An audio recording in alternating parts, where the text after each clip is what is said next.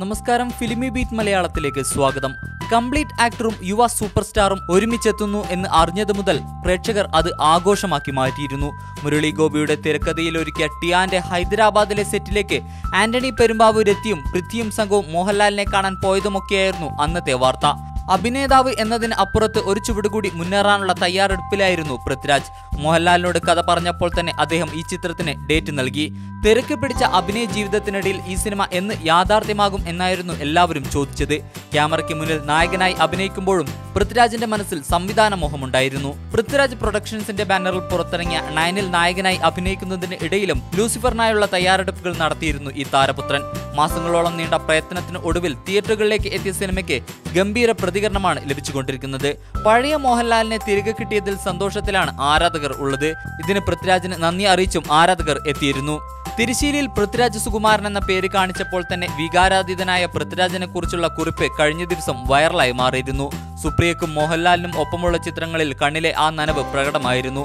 ഇൻസ്റ്റഗ്രാമിലെ ചിത്രങ്ങൾ സോഷ്യൽ മീഡിയയിലൂടെ വൈറലായി മാറിയിരുന്നു. സിനിമയ്ക്ക് മികച്ച പ്രതികരണവും സ്വീകാര്യതയും ലഭിക്കുന്നതിന്റെ സന്തോഷത്തിലാണ് അണിയറ പ്രവർത്തകർ. ഇതിനിടയിലാണ് പൃഥ്വിയും മോഹൻലാലും ടൊവിനോയും കുടുംബസമേതം ഇത് ആഘോഷിച്ചത്. ആഘോഷത്തിന്റെ ചിത്രങ്ങളും വീഡിയോയുമൊക്കെ സോഷ്യൽ മീഡിയയിലൂടെ വൈറലായി മാറിയിരിക്കുകയാണ്. മോഹൻലാലിനും പൃഥ്വിരാജിനും സർപ്രൈസ് നൽകി ഞെട്ടിച്ചിരിക്കുകയാണ് സുപ്രിയ. ലൂസിഫറിന്റെ ചിത്രീകരണത്തിനിടയിൽ പകർത്തിയ മനോഹരമായ രംഗങ്ങൾ കേക്കിൽ പുനരാവിഷ്കരിച്ചിരുന്നു. ഇത്തരമൊരു സർപ്രൈസിനെ കുറിച്ച് ഇവർ പ്രതീക്ഷിച്ചിരുന്നില്ല. കേക്കിന്റെ ചിത്രം പങ്കുവെച്ച് സുപ്രിയയും പൃഥ്വിരാജും എത്തിയിരുന്നു. ഇവർക്ക് നൽകാവുന്ന ബെസ്റ്റ് സമ്മാനമാണ് ചേച്ചി നൽകിയത് എന്നാണ് ആരാധകരും പറഞ്ഞത്.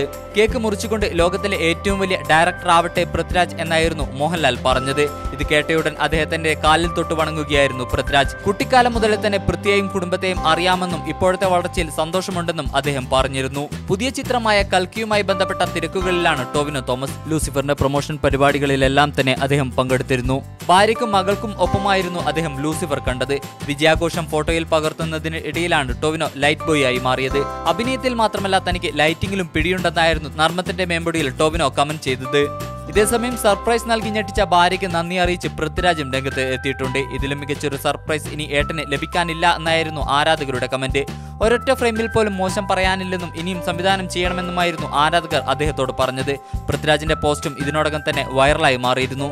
കൂടുതൽ വിനോദലോകത്തെ വാർത്തകൾക്കും വിശേഷങ്ങൾക്കുമായി ഫിലിമി ബീറ്റ് മലയാളം സബ്സ്ക്രൈബ് ചെയ്യൂ.